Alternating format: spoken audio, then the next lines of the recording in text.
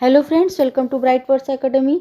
सो friends, आज की video में हम लोग पढ़ने जा रहे हैं यूजीन ओनील का द हैरी ऐप। ओके, आज हम लोग हैरी ऐप को पढ़ेंगे जो कि हमारा ड्रामा सेक्शन से है। आपका ड्रामा सेक्शन मोस्ट कंप्लीट हो गए हैं, 2 बचे होंगे तो उसको भी कवर कर लेंगे हम लोग। ओके, तो ये आपका आज का लेक्चर हैरी ऐप पर रहेगा। हेल्पफुल हो रही होंगी, अगर अच्छी लग रही हैं तो लाइक शेयर एंड सब्सक्राइब जरूर करिए चैनल को।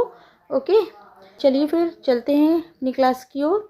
ये आपका एक ऐसे इंसान की कहानी है जो मशीनों की दुनिया में अपनी पहचान खो देता है। यह सिर्फ एक आपका नाटक ही नहीं बल्कि मॉडर्न सोसाइटी की एक जो हार्श रियलिटीज़ है उसको और इंसान की आइडेंटिटी क्राइसिस की गहरी कहानी को भी दिखा रहा है। एक्सप्रेशनिज्म का बहुत अच्छा एग्जाम्पल है ये आपका ये प्ले।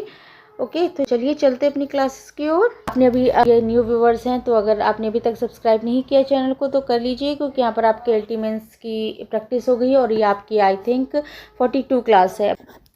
41 क्लासेस आपकी कंप्लीट हो चुकी हैं। 41 क्लासेस आपकी, जिसमें से आपकी अल्टीमेंट्स के प्रैक्टिस हो चुकी है। आज ये 42 क्लास है। होप सो आपको क्लासेस अच्छी लग रही होंगी, और अगर अभी तक आप न्यू व्यूवर्स है, नहीं सब्सक्राइब किया तो कर लीजिए। ओके, और वीडियोस को भी लाइक एंड शेयर कर दिया करिए। चलिए क्वेश्चन देख लीजिए। Explain the hairy ape as an expressionist play and show how Eugene O'Neill present the conflict between man and machine. Okay, तो आपको यहाँ पर दिखाना है कि एक्सप्लेन करना है कि हैरी ऐप एक एक्सप्रेशनिस्ट प्ले है आपका। यूजीन ओनील ने इसको प्रेजेंट किया है। इसमें conflict between man and machine का कॉन्फ्लिक्ट जो दिखाया है उसको आपको डिस्कस करके बताना है। ओके, एक्सप्लेन करना है। ये क्वेश्चन हो गया हमारा आपका बहुत क्योंकि इंपॉर्टेंट क्वेश्चन ही लेते हैं इसमें। हमने दो तरह से इसलिए ले लिया है क्योंकि आपके दोनों तरह से कवर हो जाएंगे, और थीम और कैरेक्टर बेस्ड तो आप कर लेंगे जब आप ये कंप्लीट कर लेंगे। तो यहाँ पर एक्सप्रेशनिस्ट से आपका एक इम्पॉर्टेंट फैक्ट बन रहा है और एक मैन एंड मशीन से, तो दोनों को ही ये क्वेश्चन कवर कर लेगा। दोनों ही क्वेश्चन के थ्रू ये आपका ये कवर हो जाएगा। ओके, तो इसीलिए ये कॉमन क्वेश्चन ले लिए जाते हैं। ओके, चलिए फिर अब आंसर राइटिंग की ओर चलेंगे। Let's start.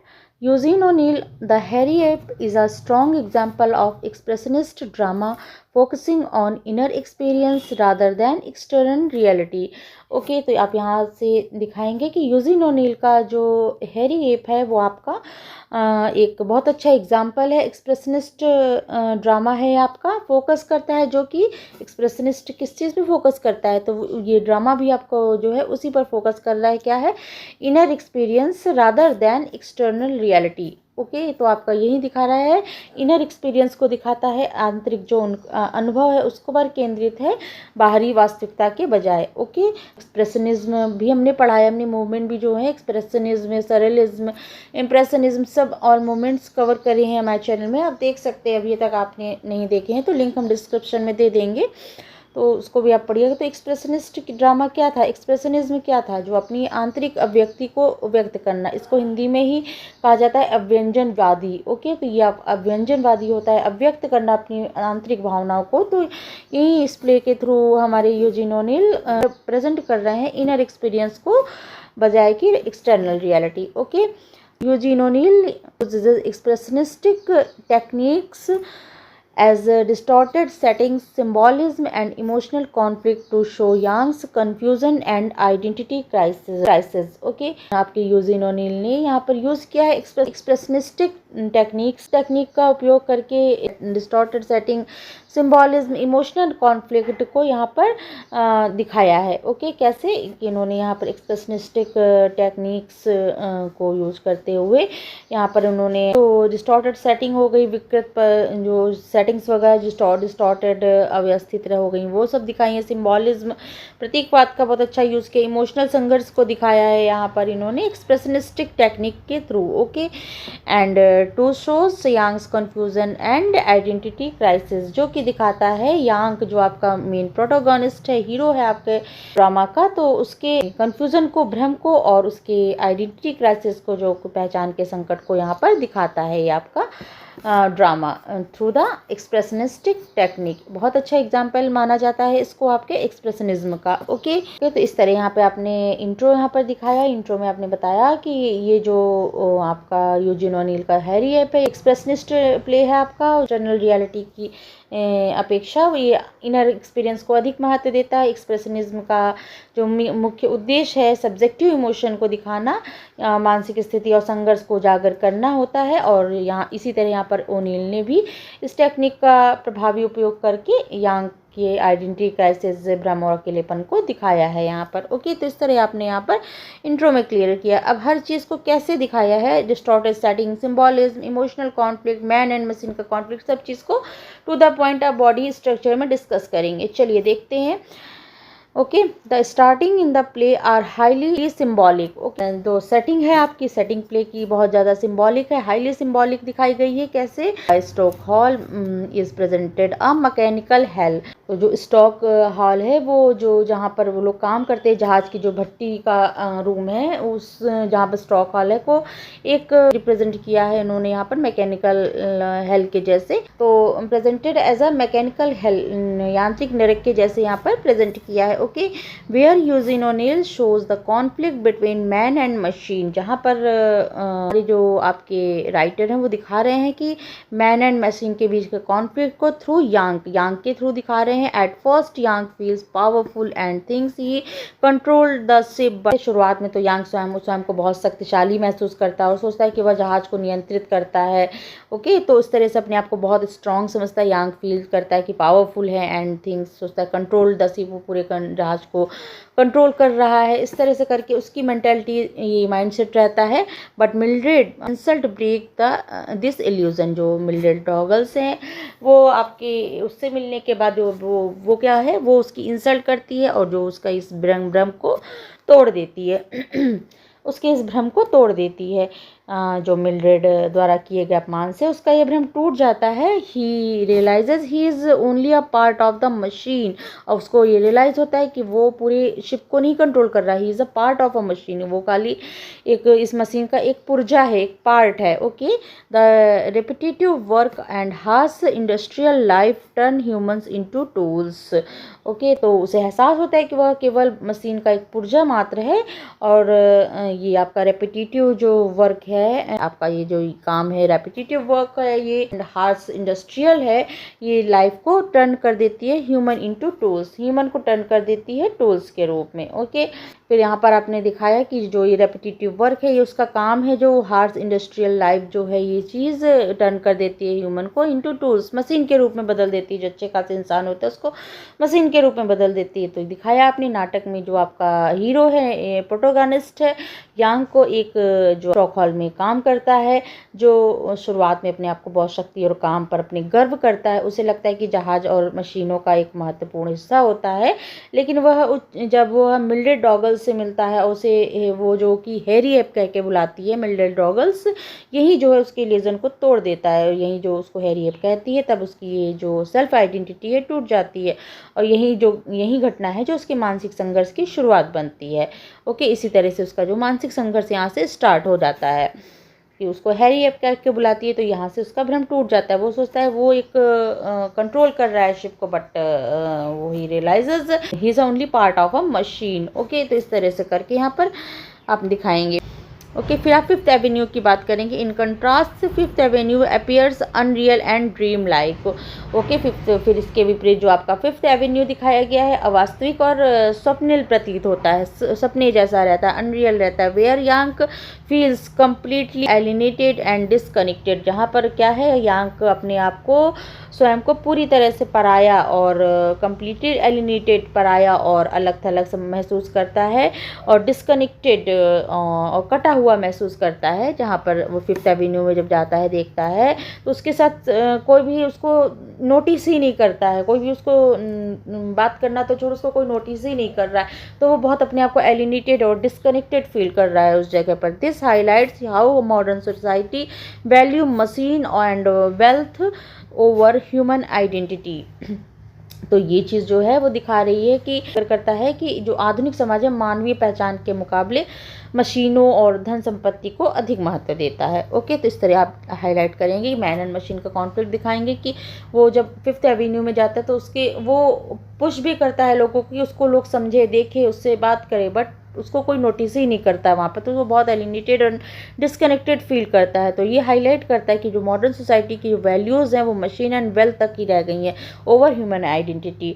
मानवीय पहचान के मुकाबले मशीन और जो आपका वेल्थ हो गई, धन संपत्ति का अधिक महत्व होता है मॉडर्न सोसाइटी में। ओके, इस तरह से आप यहाँ पर सेटिंग को बात करेंगे। ओके, फिर यांग एक्सप्रेसेस हिज इनर स्ट्रगल को दिखा देंगे इसके कि यांग का inner struggle when he says, एक लाइन में आप यहाँ पर कोट लगा सकते हैं कि यांग का इनर स्ट्रगल दिखा देंगे कि यांग अपने आंतरिक संघर्ष को इन शब्दों में कहकर अपने संघर्ष को दिखा रहा है आपके प्ले में। I am in the middle trying to separate M take in all day worst punches from bot of. तो इस कोट का आपका मतलब है कि कह रहा है कि मैं बीच में फंसा हुआ हूँ, इन्हें अलग करने की कोशिश भी कर रहा हूँ कि दोनों चीज़ को अलग करके देखूँ, लेकिन दोनों तरफ से ही सबसे ज़्यादा जोरदार जो वार है वो झेल रहा हूँ। ओके, तो इस तरह से करके यहाँ पर उसका कोट लगा सकते हैं कि उसका इनर स्ट्रगल कैसे चल रहा है।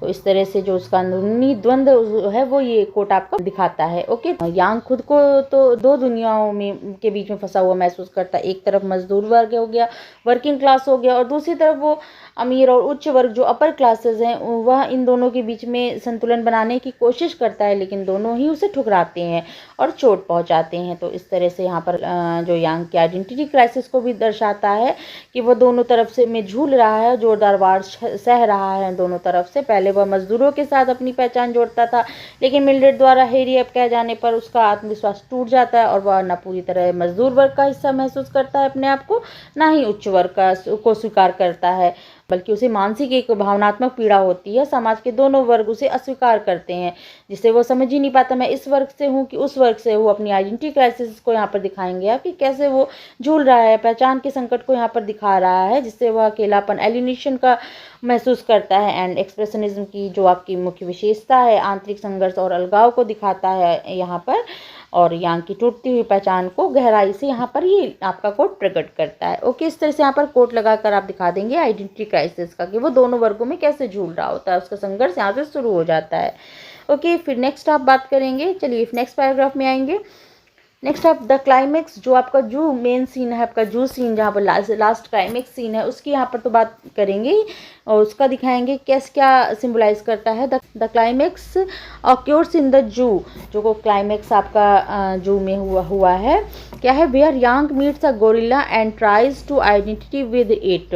ओके, तो जू में आपका जो क्लाइमेक्स है वो वहाँ दिखाया गया है। तो यांग वहाँ पर मिलता है, उसकी मुलाकात एक गोरिल्ला से होती है और वह स्वयं को गोरिल्ला के साथ अपने आप को गोरिल्ला के स्थान पर रख रहा है, एक दूसरे को सेम समझ, वो अपने आप को गोरिल्ला जैसे समझ रहा है कि वो गोरिल्ला और मुझ में क्या फ़र्क है, इस तरह से करके वो देखता है। However the gorilla kills him, gorilla उसे मार देता है, हालांकि वह symbolises his complete loss identity, जो कि दिखा रहा है, सिंबलाइज कर रहा है उसकी कंप्लीट लॉस ऑफ आइडेंटिटी को दिखा रहा है, जो कि गोरिल्ला उसे मार देता है, उसकी पहचान पूर्णतः समाप्त हो जाने का जो कि सिंबलाइज करता है।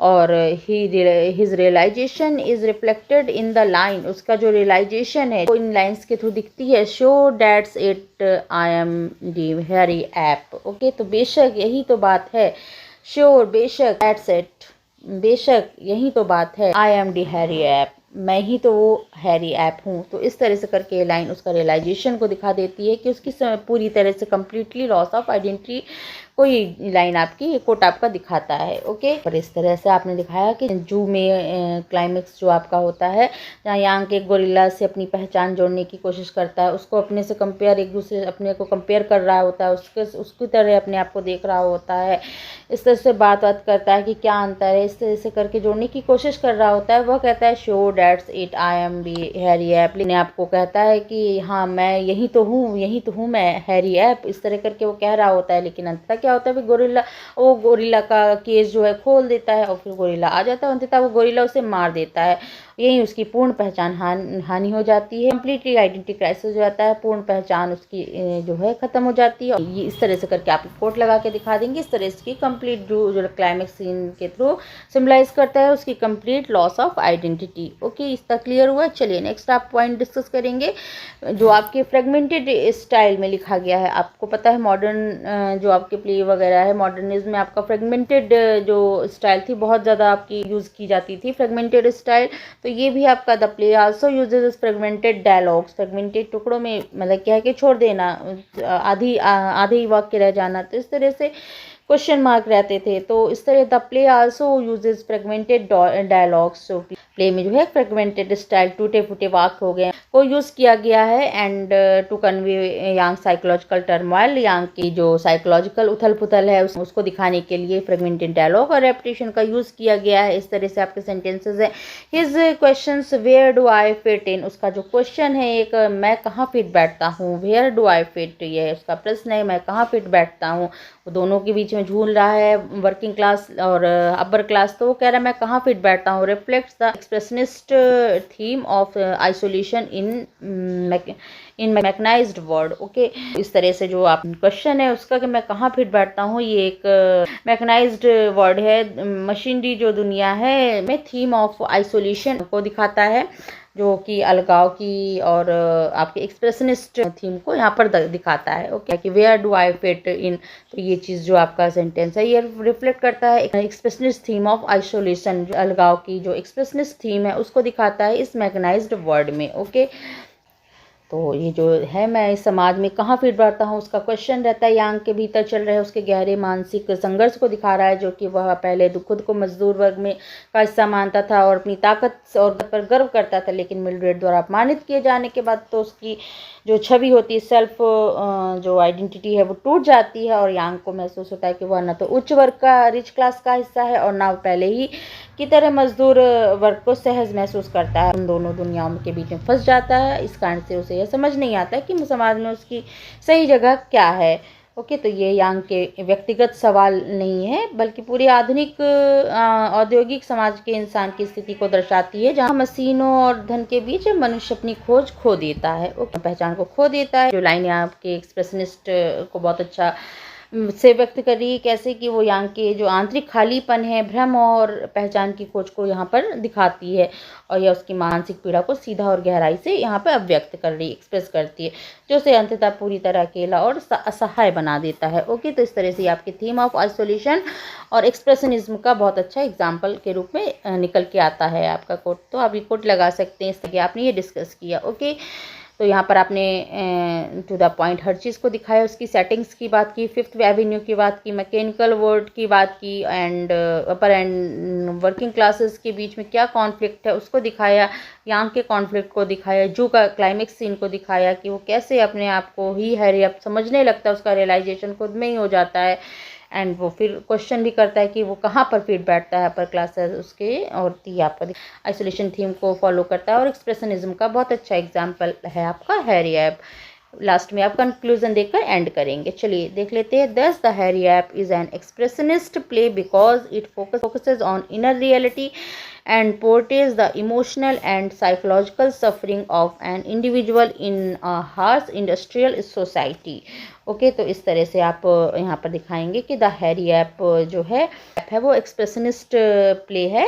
और क्यों है, क्योंकि फोकसेज ऑन इनर रियलिटी, क्योंकि इसका जो फोकस है, क्योंकि ये बाहरी घटनाओं से अधिक आंतरिक यथार्थ को प्रस्तुत करता है, प्रेजेंट करता है। ओके, तो इसे बहुत अच्छा एग्जाम्पल एक्सप्रेशनिस्ट प्ले का, क्योंकि ये फोकस करता है इनर रियलिटी को, बाहरी घटनाओं की जगह वो आंतरिक जो यथार्थ है उसको यहाँ पर दिखाता है, इनर रियलिटी को दिखाता है। And portrays the emotional and psychological sufferings, और दिखाता है, पोर्ट्रे करता है, चित्रित करता है, ये मानसिक भावनात्मक और साइकोलॉजिकल दर्द को दिखाता है, पीड़ा को दिखाता है, उसका गहरा चित्रण करता है of an individual in a harsh industrial society.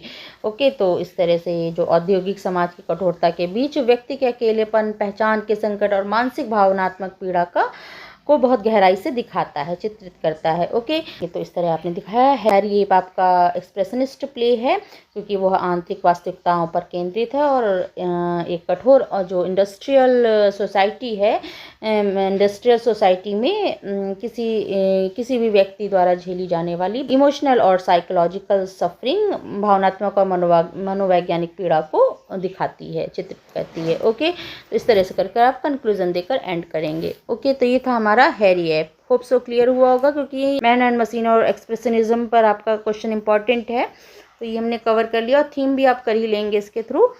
Hope so आपको क्लियर हुआ होगा आंसर। ओके, और कैसी लगी क्लास ज़रूर बताइएगा कमेंट सेक्शन में। ओके, और अच्छी लग रही हो तो लाइक शेयर एंड सब्सक्राइब जरूर करिए चैनल को, और अपना फीडबैक भी जरूर दिया करिए। ये था हमारा हेयर ये। अब नेक्स्ट क्लास में आपका 1-2 और बच्चे उसको भी कवर कर लेंगे, और प्रो सेक्शन का भी हमारा चल रहा है, उसमें भी हम ले आ रहे हैं वर्क। और अगर अच्छी लग रही हो क्लासेस तो ज़्यादा से ज़्यादा लाइक शेयर एंड सब्सक्राइब जरूर करिए, क्योंकि आपका सपोर्ट ही है जो नेक्स्ट वीडियो लाने के लिए मोटिवेट करता है। तो ज़रूर लाइक शेयर सब्सक्राइब करिए चैनल को ज़्यादा से ज़्यादा। चलिए फिर मिलते हैं नेक्स्ट क्लास में, नेक्स्ट टॉपिक को डिस्कस करेंगे। Okay, thank you, thanks for watching.